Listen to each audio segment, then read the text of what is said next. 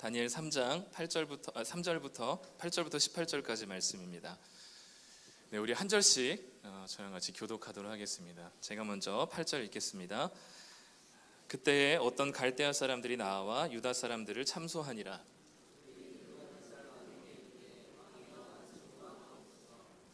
네, 우리 PPT 넘겨주시죠.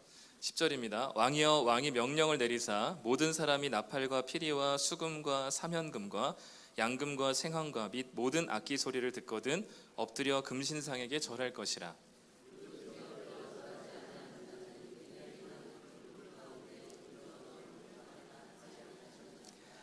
이제 몇 유다 사람 사드락과 메삭과 아벳느고는 왕이 세워 바벨론 지방을 다스리게 하신 자이거늘 왕이여, 이 사람들이 왕을 높이지 아니하며 왕의 신들을 섬기지 아니하며 왕이 세우신 금신상에게 절하지 아니하니이다.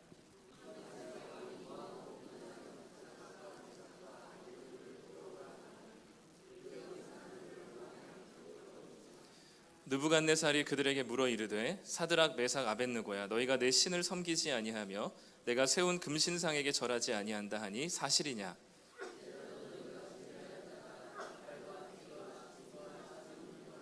양금과 생황과 및 모든 악기 소리를 들을 때 내가 만든 신상 앞에 엎드려 절하면 좋거니와 너희가 만일 절하지 아니하면 즉시 너희를 맹렬히 타는 풀무불 가운데 던져 넣을 것이니 능히 너희를 내 손에서 건져낼 신이 누구이겠느냐 하니 사드락과 메삭과 아벳느고가 왕에게 대답하여 이르되 느부갓네살이여, 우리가 이 일에 대하여 왕에게 대답할 필요가 없나이다.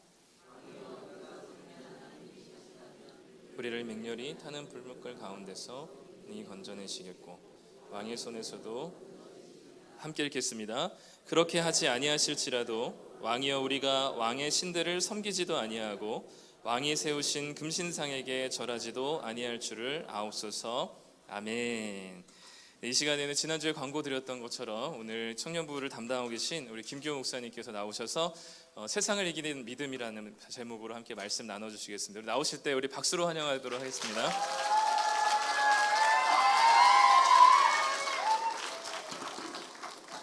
그러지 마. 지금 다. 네, 감사합니다. 네, 너무 감사합니다. 일단 네, 주일 강단을 담임 목사님 이제 내어주셔서 정말 감사하고요. 네, 부교육자한테 이런 일이 없거든요. 네, 그래서 이거 죄송한데 리벌브 좀 꺼주시면 네, 감사하겠습니다. 네, 동굴 들어온 줄 알았어요.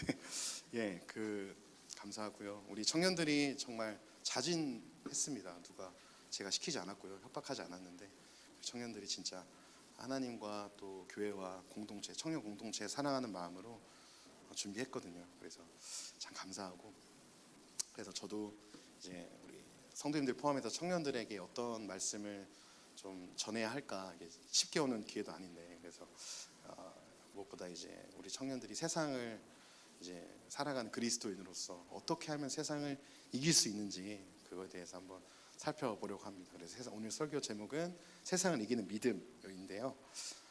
PPT 넘겨주시면은 2500년 전 춘추 전국 시대 때 유명한 책이 있습니다. 예, 그 책은 뭐냐면 이제 손자병법이라는 책인데요. 이 손자병법이라는 책에 가장 유명한 말이 있습니다. 네, 이미 나왔는데요. 네, 뭐냐면 지피지기면 백전백승이다. 네, 나를 알고 적을 알면 이제 내가 모든 싸움에서 이긴다라는 얘기인데요. 성도님들 그거 아세요? 이 말은 사실 손자병법에 없는 말이라고 합니다. 예, 이게 왜곡된 말이라고 하죠. 예, 진짜 이제 손자병법에 기록된 말은요. 넘겨주시면 지피지기면 백전불태라는 말입니다. 어떤 뜻이냐면 상대를 알고 나를 알면 100번 싸워도 위태롭지 않다는 뜻으로 나의 약점과 강점을 알면 승산이 있을 때 승리할 수 있다는 얘기예요. 무조건 백전백승한다는 얘기가 아니라 나의 약점을 잘 알고 적을 알면 위태롭지 않게 싸울 수 있다. 예, 100번 이기면 90번 정도 이긴다라는 얘기죠. 네, 이 명언을 누가 잘 사용했냐면요, 저희가 잘 아는 또 제가 되게 좋아하는 이순신 장군이 사용했다고 합니다. 예, 임진왜란 때 이 손자병법에 지피지기면 백전불태라는 얘기를 가져와서 일본과의 전투를 벌이기 전에 일본의 전력을 최선으로 파악을 우선으로 하였고 많은 정보를 토대로 수많은 전쟁에서 승리할 수 있었다고 하더라고요. 네, 그래서 오늘 세상을 이기는 믿음인데, 그렇다면 우리도 세상에서 하나님 말씀으로 승리하기 위해, 말씀대로 살기 위해 우리에게 무엇이 필요할까요? 청년들. 예, 우리에게 무엇이 필요할까요? 네. 모순된 말일 수 있지만 우리가 믿음으로 승리하기 위해서 우리에게 믿음이 필요합니다. 믿음이 필요한데, 그렇다면 오늘 이 믿음의 내용이 세 가지로 잘 나왔는데요. 새 친구들이 보여준 믿음의 세 가지 제목으로 짧게 말씀 나눠보겠습니다. 벌써 45분이라 제가 시간이 짧긴 한데 이제 좀 간추려서 잘 말씀 전해보겠습니다. 오늘 믿음에 대한 내용이 세 가지인데요. 첫 번째는 타협하지 않는 믿음입니다. 두 번째는 하나님의 절대 주권을 신뢰하는 믿음입니다. 그리고 마지막 세 번째는요, 순교자적인 믿음입니다. 오늘 다니엘의 새 친구들이 어떤 믿음을 보여주는지 하나씩 좀 살펴보면서 우리 삶에 좀 적용을 해보도록 하겠습니다. 자신의 왕권의 위엄을 드러내기 위해서 느부갓네살 왕이, 오늘 말씀 읽진 않았지만 3장 1절에 보면은 뭐를 세우냐면 금신상을 세웁니다. 다니엘 2장을 보면요, 하나님께서 느부갓네살 왕에게 꿈을 꾸게 하세요. 그 꿈의 내용은 뭐였냐면 자신이, 쉽게 말하면 자신의 나라가 파괴되는 거였어요. 근데 그거를 해석하지 못했죠. 근데 하나님께서 다니엘을 부르셨고, 다니엘을 통해서 아무도, 그 당시 수많은 지혜가들을 불렀지만 아무도 해석하지 못했는데 지혜의 서적을 깨달았던 다니엘이 그것을 깨닫고 이 꿈의 뜻이 무엇인지 알려줘요. 그 꿈의 뜻이 무엇이었냐? 당신의 바벨론 제국은 언제가 망할 거고 또 다른 강국이 올 거다. 근데 결국에는 하나님 나라가, 하나님 왕국이 승리할 거다. 영원히 하나님 나라가 서게 될 거다. 이게 꿈의 내용이었거든요. 그래서 이제 꿈의 내용을 해석을 받고 느부갓네살 왕이 이제 마음이 좀 편해져요. 그러면서 같이 다니엘이 하나님을 높입니다. 그렇게 2장이 끝나거든요. 그러면서 이제 다니엘이 이제 관원으로, 이제 총리로 되고, 친구들도 사드락 메삭 아벳느고도 이제 지방 관원이 돼요. 그렇게 이제 2장이 마무리되는데 3장에서 느부갓네살 마음이 이제 단숨에 돌아서게 됩니다. 그 나라가 영원하지 않을 거라는, 바벨론이란 나라가 영원하지 않을 거라는 그 말에 대항이라도 하듯이 금신상을 지었는데요. 이 금신상은 오늘 말씀 1절에 보니까 60규빗이 되었대요. 길이가 60규빗이면 27m인데, 그 한번 사진을 보여주시면, 옆에 사진 보여주시면, 한 번 더 넘겨주셔서 사진 보여주시면 이제 엄청나게 커요. 지금으로 치면은 이 금신상 높이가 아파트 한 10층 정도 되는, 엄청 저희 교회의 두세 배 높이가 되는 그런 신상이죠. 그래서 이렇게 봤을 거예요. 그뿐만 아니라 이제 자기의 왕권을 이제 드러내기 위해서, 왕권이 이제 잘 다스려지고 있으면 드러내기 위해서 많은 관원들을 불러요. 각 지방에 많은 관원들을 부르거든요. 그리고 이제 수많은 연주가들을 부르죠. 오케스트라를 불러요.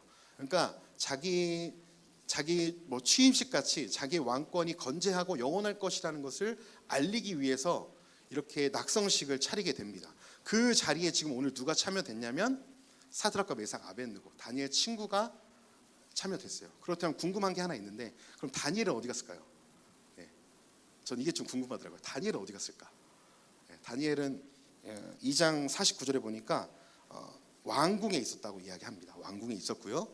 그 세 친구들만 이제 그 낙성식에 참여하게 된 거죠. 그 친구들이 거기 낙성식에 참여하기 싫었을 것 같아요. 왜냐하면 이 친구들은 바벨론 땅에 살지만 하나님만 경배하는 사람들이었거든요. 하나님만 경외하는 사람들이었기 때문에 가기 싫었을 것 같아요. 이런 거죠. 한 회사의 회장님이 취임식을 하셔요. 그래서 큰 이 주점에 술을 다 깔고 모든 세사 임원들이 다 온 거죠. 이제 거기서 이제 건배사를 하는데 한 이름도 모를 대리가 이제 이렇게 얘기하는 겁니다. 회장님, 저는 죄송한데 믿음의 정절을 지키기 위해서 이 술은 받을 수 없을 것 같습니다. 얘기하는 거죠. 그럼 이제 세상이 불편한 마음으로, 너 그렇게 해서 어디 잘 되나 두고 보자. 네, 괜찮습니다. 자르십시오. 이렇게 나가는 거예요. 지금 상황이 이런 거죠. 백성들의 이 세 친구의 믿음은, 상황은 더 열악했습니다. 지금 절하지 않으면 왕이 어떻게 한다 그랬죠? 풀무불에 던져서 죽여버리겠다고 했습니다. 이 친구들은 왜 이렇게 목숨을 걸고 금신상에게 절하지 않았을까요? 여러 가지 추측을 할 수 있지만, 하나님을 경외했고 하나님을 사랑했고 결국 바벨론에 살지만 하나님을 경외했기 때문이라고 얘기할 수 있지만, 좀 성경적인 근거로 얘기를 한다면 지금 남유다가 망해서 바벨론에 끌려왔는데 남유다가 왜 망했을까요? 뭐로 망했을까요? 남유다가 우리 청년들 한번 네, 도와주세요. 네, 너무 분위기가 쌓여가지고. 네. 남유다가 왜 망했을까요? 네. 구약 성경에 많이 나오는 거 있잖아요. 네 글자. 예, 맞았습니다. 박수. 네. 네. 감사합니다. 네, 우상 숭배 때문에 망했죠. 남유다가. 예레미야 2장 13절에 보니까 생수의 근원다에는 나를 버려서. 하나님께서 너희가 망한 이유가 너희가 꼭 망할 거야. 그 이유가 너희가 군사력이 없어서도 아니고 너희가 뭐 경제적으로 부족해서도 아니고 나를 버려서. 내가 너희를 애굽에서 끄집어 내 가지고 가나안 땅으로 데려와서 젖과 꿀이 흐르는 땅으로 살게 했는데 나를 잊어버리면 너희가 흩을 거라고 내가 이미 말했는데 너희가 나를 잊어버렸다. 즉 우상 숭배로 망했기 때문에 이 친구들은 더 이상 우상 숭배에 대해서는 질려버렸을 거라는 거죠. 우상 숭배로 내 나라가 망했는데 내가 여기서 또 엎드리는 게 맞는가? 하나님과의 관계에 실패했기 때문에 남유다는 망한 거예요. 군사력이 없어서 뭐 정치를 잘 못해서 망한 게 아니라 다시 말씀드립니다. 이스라엘이 망한 것은 하나님과의 관계를 실패했기 때문에 하나님과 겸하여서 이방 나라의 신들을 섬겼기 때문에 망했습니다. 역사의 주관자가 하나님이신 것을 잊어버린 거죠. 이거를 저에게 좀 적용해 본다면 우리와 하나님과의 관계가 무너지면요 사람과의 관계도 무너지게 돼 있습니다. 우리는 본래 하나님과 사귀며 살도록 창조되었어요. 하나님 안에 살아야지 만족을 누리고 기쁨을 누리며 살도록 창조되었거든요. 근데 아담과 하와가 범죄한 이후로 우리 안에 하나님을 향한 불신이 들어왔고 우리 안에 죄악이 들어왔고 시기와 질투가 들어왔고 살인이 들어왔어요. 그게 하나님과 단절된 상태의 열매였어요. 그래서 결국에는 우리가 죄로 인해서 하나님과 단절되었고 하나님과 하나님의 부재로 인해 공허해진 인간이 마음의 무언가로 계속해서 채우려고 했지만 만족하지 못했습니다.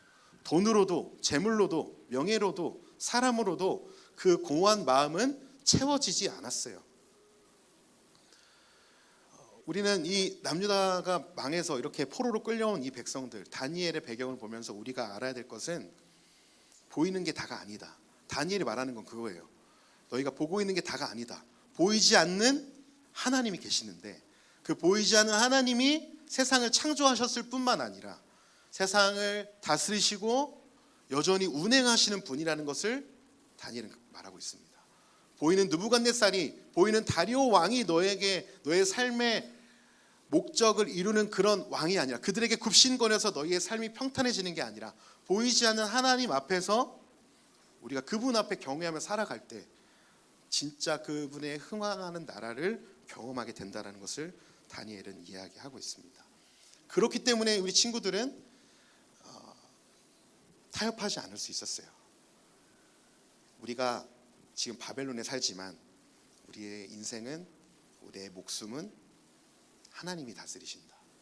내 생사 화복은 보이지 않는 하나님이 갖고 계신다라는 것을 깨달았기 때문에 알았기 때문에 이 친구들은 부인하지 않을 수 있었습니다.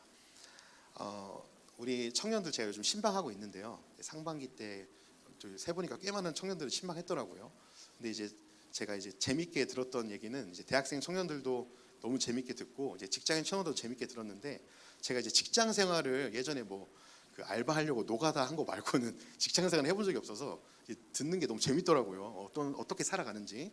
그러면서 이제 성도님도 이렇게 살아가시겠구나 좀씩 생각하게 됐는데 한 청년이 이런 얘기를 했어요. 자기가 이제 5일 동안 회사를 나가면 진짜 한 4일 정도 회식할 때가 있대요. 그러니까 쉽게 얘기하면 퇴근하면 무조건 술 먹으러 가는 거예요. 네, 이제 그게 현실이라고 합니다. 네, 저는 그래서 코로나 때 조금 잠잠해진 줄 알았는데 여전히 우리나라는 네, 회식 문화가 네, 또 거기가 또 남자들만 있대요. 그래서 군대도 아닌데 그래가지고 막 다 끝나고 술 먹으러 가는 거죠. 그래서 막 그 청년도가 너무 괴롭다고. 근데 또 안 가면 강요는 안 하는데 그 다음날 뭔가 조금 약간 거리감이 약간 조금 그런 벽이 생긴대요. 그러니까 반강요하는 거죠. 오도로. 그 청년이 한 번은 제가 이제 금요일날 찬양 인도를 연습 끝나고 왔는데 갑자기 되게 표정이 되게 힘들었던 것 같아요. 그러면서 여기 자리에 금요 찬양 집회에 왔더라고요. 금요일날 불금에 온 거예요. 교회를. 그래서 어떻게 왔냐고 물어봤는데 진짜 살려고 왔대요. 뭘 살려고 왔냐? 내가 이렇게 살면 안 되는 것 같아서 왔대요. 그 말 안에 정말 많은 게 담겨 있는 걸 느꼈어요. 정말 기특하더라고요. 저랑 나이 차이는 많이 안 나거든요. 근데 진짜 너무 기특한데 기특하더라고요. 정말. 그리고 진짜 막 제가 이렇게 남자는 잘 안 만지는데 안아주고 싶더라고요. 이게 남자였어요. 네. 너무 예쁘더라고요. 이게 마음이, 내가 뭔가 지금 잘못 살아가고 있다는 것을 깨닫고 왔다는 게 너무 귀하잖아요. 불금에 또 막 부어라 마셔라 놀 수 있는데 온 거죠. 이제 프라이버시가 있기 때문에 여기까지만 얘기하겠습니다. 우리 청년들이 이런 세상을 살아요. 어른들과 누군지 찾지 마시고 어른들과 이렇게 비슷한 삶을 살아갑니다. 엄청 바빠요. 대학생들도 얘기를 들어보면, 하루 얘기 들어보면 아침에 일찍 나가서 수업 듣고 과제하고 알바하고 집에 들어오면 8시 9시 다 삶이 이래요. 그래서 왜 청년들이 워라벨 얘기하는지 알겠어요. 좀 쉬는 시간 좀 줘라. 그러니까 주중에는 쉴 시간이 없어요. 집에 들어오면 그냥 잘 시간인 거죠. 직장인들도 6시 7시에 일어나서 밥 먹고 직장 가가지고 퇴근하면 8시 9시예요. 그럼 밥 먹고 자야 돼요. 그렇게 5일을 살더라고요. 깜짝 놀랐어요. 우리나라 노동시간이 48시간 줄여졌다고는 하는데 여전히 우리 청년들 삶을 보면서 안쓰럽더라고요. 그런데 그런 상황인데요, 3주 동안 주말에 나와가지고 아까 보셨죠, 영상. 3주 동안 우리 친구들이 진짜 열심히 특성 연습하고 기도하고 정말 찬양 준비하는 거 보면서 정말 마음이 뿌듯하더라고요. 제가 시키지 않았거든요. 얘들아 헌신 예배 우리도 한번 해야지 이렇게 얘기 안 했어요. 애들이 알아서, 우리 청년들이 임원을 토대로 우리 친구들이 알아서 자기의 시간을, 토요일 날 하루 종일 쉴 수 있는 날이에요. 주일 날은 교회 와야 되는데 토요일은 하루 종일 쉴 수 있거든요. 근데 토요일 날 그 귀한 금 같은 휴식을 버리고 1시에 모여가지고, 약간 표정은 어두운 청년들이 몇 명 있었지만, 그 모습을 보니까 우리 다음 세대에 소망이 있구나. 지금 다음 세대 청년들 포함해서 우리나라에서 3-4%라고 얘기하거든요. 그리스도인들이 거의 미전도 종족에 비슷한데요. 그럼에도 하나님이 그루터기 같은, 아직 바알에게 무릎 꿇지 않은 7,000명 같은 청년들을 우리에게 남겨주셨구나. 참 감사했어요. 사실 제가 한 거 없어요. 청년들이 다 준비했어요. 진짜. 그런 청년들의 모습을 보면서 사드락과 메삭과 아벤느고의 모습이 생각이 났습니다. 세상은 여전히 쾌락을 위해서, 나의 안위를 위해서, 나의 어떠함을 위해서 살아가고 있지만, 돈이 최고라는 이 시대 가운데 그냥 주말에 나와서, 이거 헌신 예배 드린다고 돈을 주는 것도 아니고 일당을 주는 것도 아닌데 이렇게 나와서 헌신하는 그 모습이 너무나 아름다웠습니다. 바벨론과 같은 세상은 저희도 살아갑니다. 이 세상은 바벨론과 같아요. 느부갓네살이라는 돈이 우리를 지배하고 있죠. 그리고 우리에게 결국 엎드려 절하게 합니다. 우리는 이 세상을 살아갈 때 두 가지가 있는데요. 한 가지는, 먼저는 세상 사람들이 원하는 대로 적당히 타협하면서 살아갈 것인가, 아니면 명목상 그리스도인으로 살 것인가라고 두 가지의 갈림길이 우리에게 있습니다. 우리는 그 세상 가운데서 거룩하게 살아가야 하는 그리스도인으로 하나님께서 불러주셨습니다. 하나님이 우리를 교회 안에서만 부르신 게 아니라요, 세상으로 소금으로 빛으로 나가라고 부르셨어요. 우리가 이 세상에서 좋은 데 취직하고 돈을 많이 벌으라고, 잘 먹고 잘 살라고만 부르신 것이 아니라, 이 거룩하지 못한 이 땅에서, 공의와 정의가 없는 것 같은 이 땅에서 공의와 정의로 살아가라고, 거룩하게 살라고 우리를 불러주셨습니다. 그러면 어떻게 하면 타협하지 않고 살 수 있을까요? 예수님이 보여주신 방법입니다. 마태복음 4장에 보면 예수님께서 광야의 시험보다로 가시는데 두 가지로 승리하세요. 이걸 잘 기억해 주시면 좋은데요, 예수님께서 사단의 유혹에 승리한 두 가지, 첫 번째는 성령님께 이끌렸습니다. 두 번째는 성경에 매이셨습니다. 성경 말씀으로 물리치셨습니다. 성령과 성경으로 이기셨는데요, 하나님께서, 하나님의 기록된 말씀, 신명기 8장 3절, 사람이 떡으로만 살 것이 아니요 하나님의 입으로부터 나는 모든 말씀으로 살 것이다 라고 기록된 말씀으로 물리치셔요. 우리도 동일합니다. 이 세상에서 타협하지 않기 위해서 우리의 힘으로는 안 돼요. 우리를 도와주시는 성령님과 기록된 성경 말씀을 가지고 승리할 수 있는 겁니다. 말씀을 통해서 이길 수 있는 거죠. 그래서 우리가 성령과 성경을 의지하신 성도님들이 되셨으면 좋겠고요. 우리 청년들이 되기를 간절히 소망합니다. 좀 빨리 달릴게요. 두 번째입니다. 하나님의 주권과 구원을 신뢰하는 믿음입니다. 이 세상에서 승리할 수 있는 비결은 하나님의 주권과 구원을 신뢰하는 믿음입니다. 다니엘 3장 15절 함께 같이 읽어보겠습니다.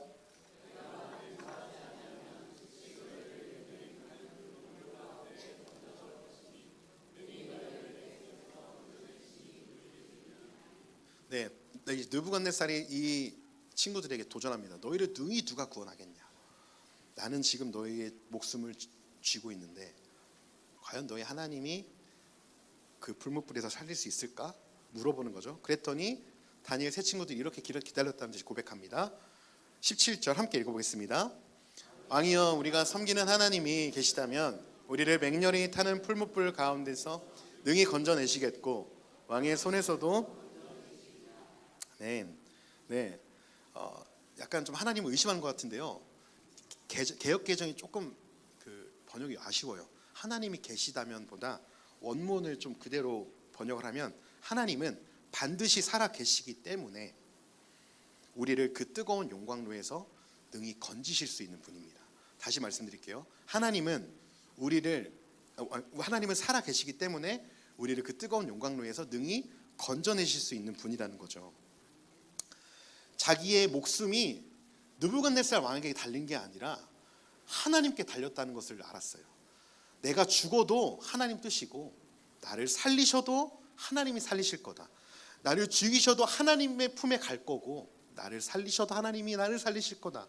당신이 내 삶의 주권자가 아니라는 것이죠.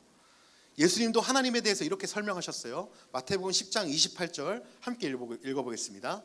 몸은 죽여도 영혼은 능히 죽이지 못하는 자들을 두려워하지 말고 이를 두려워하라. 아멘. 우리는 하나님을 두려워해야 됩니다. 왜냐하면 사람들이 우리에게 가장 해를 입힐 수 있는 끝은요, 죽음밖에 없어요. 근데 하나님은 우리를 죽이실 뿐만 아니라 우리 죽음뿐만 아니라 우리의 영혼까지도 멸하실 수 있는 분이 우리 하나님이십니다. 모든 사람은 다 죽으면 심판의 자리에 가게 될 거예요. 우리도 그러겠죠. 그렇다면 우리가 세상에서 살다가 제가 만약에 하나님께서 부르셔서 그 앞에 간다면 하나님께서 우리에게 뭘 물어보실까요? 교회야, 너 얼마나 사역 잘하다 왔니? 너 얼마나 좀 세상에서 돈 많이 벌다 왔니? 이걸 물어보실까요? 아니죠. 얼마나 내 말씀대로 살다 왔니? 얼마나 내 말씀대로 하나님 사랑하고 이웃 사랑하면서 살다 왔니를 물어보시겠죠. 얼마나 큰 교회에서 얼마나 많은 사역을 했는지가 아니라 내가 맡긴 한 영혼들을 얼마나 지극히 작은 자로 여기고 섬겼는지를 주님이 물어보시겠죠. 참새 한 마리도 하나님이 허락하지 않으시면 떨어지지 않아요. 예수님께서 말씀하신 것입니다. 우리를 하나님께서 지으셨고요, 머리털까지 다 세신 바 됐어요. 내 자신보다 성도님들, 각자의 자신보다 하나님이 성도님들을 더 잘 아세요. 그 안에 아픔, 그 안에 쓴뿌리들, 연약함들, 변하지 않는 그 성품들 하나님이 더 잘 아시죠. 우리의 목숨과 인생이 어떤 권력자나 나의 큰 도움을 줄 수 있는 것 같은 사람에게 달려있지 않고 하나님께 달려 있습니다.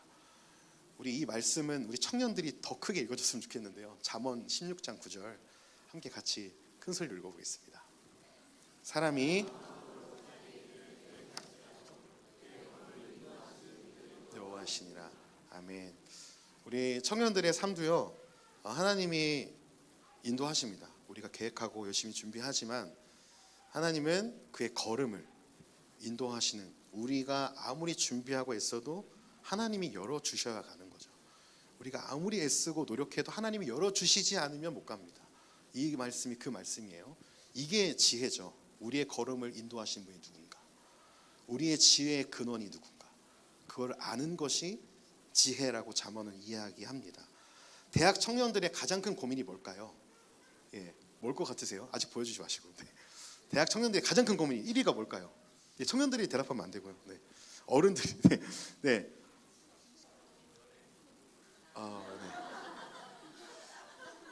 저도 관계인 줄 알았어요. 다 아시네요. 취업과 진로 보여주시면 취업과 진로가 1위입니다. 대학생들도요. 그리고 2위도 결국 경제적인 문제예요. 현실입니다. 그리고 제가 이거 밑에 건 이제 제가 혼자 그냥 우리 교회 청년들 통계였는데요. 직장인들 얼마 안 되지만 직장인들 청년들이 가장 큰 고민은 첫 번째 이직 문제나 경제적인 문제. 앞으로 내 미래가 어떻게 될 건가? 난 이 직장에서 계속 근무하면서 살 수 있나? 그리고 2위가 이제 대인 관계 문제였어요.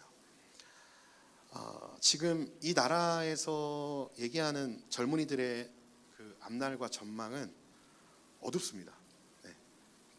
이제 점점 더 이제 취업의 문이 좁아진다고 하고요. 지금 대기업들도 채용 공고를 작년보다 훨씬 더 줄였대요. 경기가 어렵기도 하고 지금 상황이 그렇다고 합니다. 한 가지 그 표를 보여주시면 그 공공상생연대기금이라는 곳에서 작년 12월에 이게 조사를 했는데 지금 직장을 다니고 있는 절반 이상의 청년들이 향후 청년 일자리 전망이 나빠질 것이라는 것이 53%였어요. 그리고 현재와 비슷할 것이다라는 것이 37%, 좋아질 것이라는 것이 10% 통계가 나왔어요. 저도 이런 내용을 전달하게 돼서 참 미안한데요. 지금 현실이 그렇대요.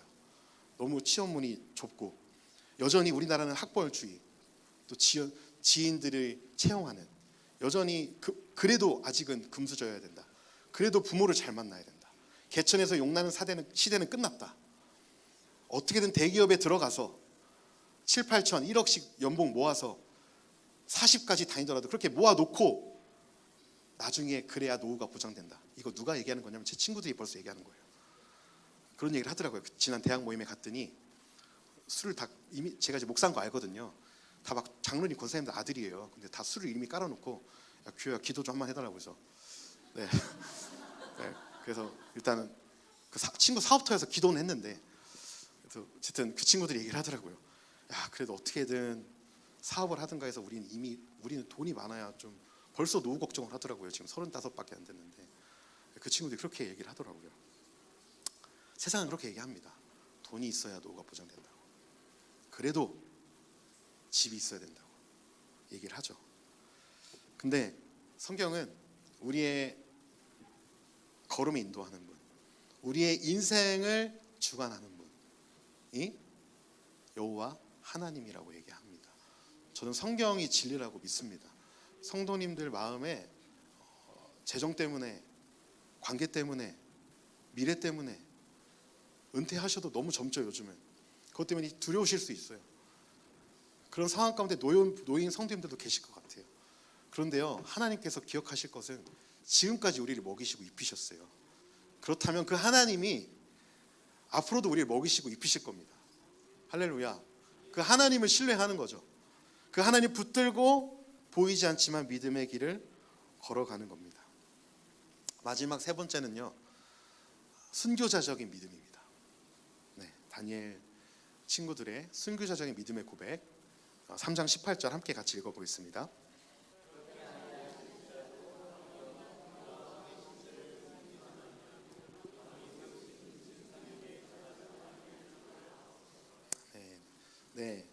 이 친구들이 고백합니다. 왕이여, 그렇게 하지 아니하실지라도 풀무불에 죽을지라도 우린 절하지 않겠습니다. 하나님이 우리를 죽이셔도 우린 하나님 품에 갈 거고요. 하나님이 살리셔도 우리는 하나님과 함께 있을 것입니다. 이 말은 더 정확히 얘기하면 우리가 이 풀무불에서 죽는 것이 하나님의 뜻이어도 우리는 결코 금신상에게 무릎 꿇지 않겠습니다. 죽으면 죽었지 그렇게 하지 않겠습니다라고 얘기하는 거죠. 만일 하나님이 안 계시면, 이 세 친구들이 하나님이 허구면 어떻게 되는 걸까요? 가장 이 사람들이 불쌍한 사람들이 되겠죠. 근데 하나님 살아 계시기 때문에 바울도 이렇게 얘기합니다. 만일 우리의 삶이 이 세상 삶뿐이면 모든 사람 가운데 우리가 더욱 불쌍한 자이리라. 만약에 하나님 안 계시면 여기 모이지 않아도 돼요. 세상에서 말씀대로 살지 않아도 되고요. 그냥 내가 원하는 대로 살면 되는데 하나님 살아 계시기 때문에, 하나님이 지금도 내 삶에 역사하시기 때문에, 내가 고꾸라 넘어질지라도 하나님 그곳에 나와 함께 하시기 때문에 우리가 말씀대로 사는 것이 우리에게 가장 큰 소망인 것입니다. 말씀을 좀 정리하겠습니다. 이 세 친구들은요, 믿음대로 살았어요. 근데 오늘 풀무불에 들어갔어요. 결국 풀무불을 좀 피하게 해줬으면 좋겠는데 풀무불에 들어가더라는 거예요. 이것을 통해 알 수 있는 것은 우리가 말씀대로 살아도 죄 짓지 않고 말씀대로 살려고 해도 고난이 찾아온다는 거죠. 그래서 우리가 함부로 얘기하면 안 됩니다. 어떤 가정에 고난이 찾아왔을 때 저 아들놈이 죄 때문에 그런다고 그렇게 얘기하면 안 돼요. 죄를 짓지 않고 의인으로 살아도 하나님이 고난을 때론 주신다라는 거예요. 욥이 그랬고요, 요셉이 그랬습니다. 그리고 오늘 다니엘 세 친구가 풀무불에 들어가요. 결박돼서 들어가기 전에 구해주신 게 아니라 들어갑니다. 900도에서 1000도가 넘는다고 아마 학자들은 얘기하더라고요. 얼마나 뜨거웠는지 데려갔던 사람들이 타서 죽었어요. 근데 놀라운 일이 일어납니다. 그 말씀이 25절인데요. 풀무불에 있는 친구들이 어떤 일이 일어났을지 한번 25절 같이 읽어보겠습니다. 왕이 또 말하여 이르되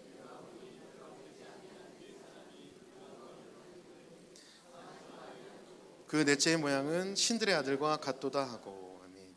네, 분명히 느부갓네살 왕이 3명 결박해서 넣으라 그랬는데 한 명이 더 돌아다니는 거예요. 4명이 그 가운데 불 가운데 지나고 있는 거죠. 근데 그 넷째 사람 때문인지 모르겠는데 상하지도 않고 걸리지도 않았대요. 근데 그 사람을 보니까 신들의 아들 같았다 얘기하는데요. 많은 학자들의 얘기가 다분한데 천사라고 얘기하는 사람도 있는데 저는 개혁주의적 관점에서 이 신들의 아들이 고난 가운데 함께 하시는 예수 그리스도로 저는 생각하고 있습니다. 이 신들의 아들로 나타난 이 사람은 현현하신 예수 그리스도였어요. 자신의 백성들과 고난 가운데 함께 하시는 예수님이 그 세 친구들의 손을 꽉 붙잡고 있었습니다. 그리고 그 예수님과 함께 머리털 하나도 걸리지 않고 그대로 나왔어요.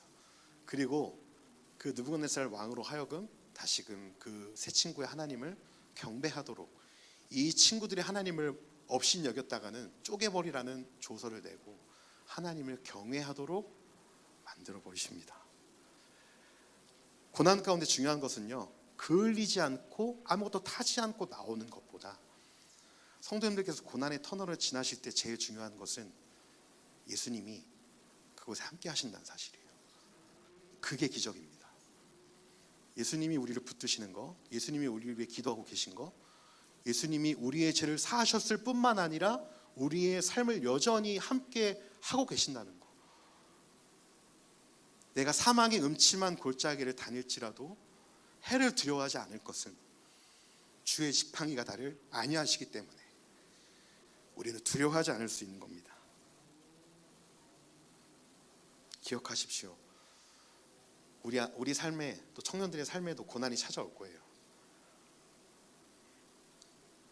제가 청년들보다 조금 더 살았지만 그렇게 호락호락하진 않더라고요. 앞으로 저에게 고난이 찾아올 겁니다.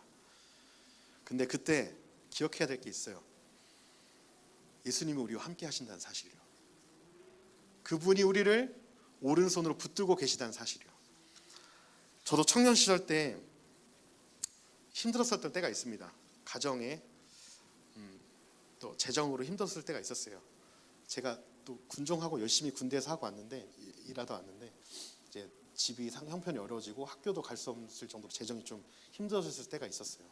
그때 원망했어요. 하나님, 제가 하나님 앞에 얼마나 헌신했는데 군대에서 군종으로 일과 시간에 쉬지도 못하고 가서 교회 청소하고 목사님 도와주고 또 교회 이제 전역해서 방학 때는 열심히 봉사하고 교회에서 방학을 다 드리고 그랬는데 하나님, 어떻게 우리 가정 이렇게 하실 수 있습니까? 하나님, 어떻게 나에게 학비도 안 주시고 겨우 대출 받게 하십니까? 저는 2, 3일 전에 막 어떤 교회 권사님을 통해서 뭐 몇백만 원이 뭐 하나님 주라고 하셨다더라, 이런 간증을 많이 들었는데 제 삶에는 그런 일이 없었어요. 네, 그분들도 존중하지만 저에게는 그런 하늘에서 갑자기 뭐 만나같이 내리는 그런 재정이 없더라고요. 그냥 다 대출 받아서 다녔어요. 근데 고난 가운데 하나님이 저를 만나 주셨어요. 그랬더니 그 고난을 다르게 보도록, 해석을 다르게 하도록 하게 하시더라고요. 상황 바뀐 건 하나도 없었는데 저를 바꿔 놓으셨더라고요. 하나님이 나를 하여금 감당할 시험밖에는 허락하지 않으시고 그 시험을 감당하지 못할 쯤에 피할 길을 내시는 분이구나. 그 하나님이 인정되기 시작하는 거죠. 이 고난을 통해 하나님을 더 의지하게 하시는 그 하나님의 섭리로 인해서 제 안에 찬양이 터져나오고 감사가 터져나오고 그 상황 가운데서 하나님을 높이더라는 거예요. 왜 그랬을까요? 제가 미쳐서 그랬을까요? 제가 제 마음에 하나님이 찾아오셨거든요. 예수님이 찾아오셨거든요. 그리고 말씀해 주셨거든요. 괜찮아 규호야, 내가 있잖아. 내가 널 떠나지 않았잖아. 부모는 너를 끝까지 책임지지 못했어도 내가 너를 붙들고 있잖아. 우리 청년들, 주님이 우리 청년들을 붙들고 계세요. 그리고 여러분과 함께 하세요. 여러분이 힘들고 지치고 아까 우리 특송했던 것처럼 또 넘어진다 할지라도 그 고난의 길을 주님이 함께 걸어가십니다. 예수님께서 그 길을 먼저 가셨어요. 세상과 타협하지 않고 하나님의 절대 주권을 신뢰하면서 순교자적인 길을 걸어가셨습니다. 그 순교의 절정이 십자가였죠. 예수님은 십자가로 우리를 구원해 내시고 3일 만에 부활하셔서 부활의 승리로 우리를 허락해 주시고 자녀 삼아 주셨습니다. 그래서 예수님이 이제 선언하는 거죠. 얘들아, 용기 잃지 마. 내가 이미 세상을 이겼어. 십자가로 내가 이미 이겼으니 나만 따라와. 예수님이 우리 청년들에게 말씀하십니다. 그러니 미래가 어둡고 우리가 앞으로 살아갈 날이 고난이 찾아온다 할지라도 그 주님과 승리하시기를 간절히 소망합니다. 마지막으로 우리 히브리서 2장 12장 2절 함께 읽고 말씀 마무리하겠습니다. 믿음의 주요 또 온전하게 하시는 이인 그는 그 앞에 있는 기쁨을 위하여 십자가를 참사 부끄러움을 개의치 아니하시더니. 아멘.